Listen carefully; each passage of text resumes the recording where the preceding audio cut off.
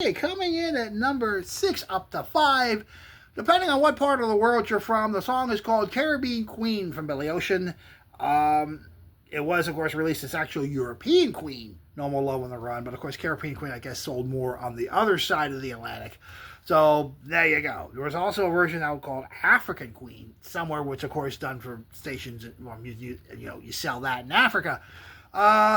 So various versions of this crazy song. This is was of course number 1 on the Billboard Hot 100, and the song, initially released as European Queen in '84, did not achieve much success. As suggested by people at the record company, was re-recorded for 4 different parts of the world. Of course, there was Caribbean Queen and an African Queen. That way, it would sell more records. The U.S. song was released under the title Caribbean Queen.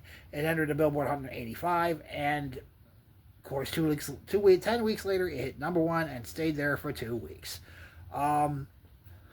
This version also did well in Europe, even though it still said Caribbean Queen. The song was released in Europe as European Queen, and Billy Ocean said, the song was released in Europe as European Queen, and nobody was interested in it. When we changed the name to Caribbean Queen and released it in the U.S., it took off and started snowballing, and they started playing it in Europe.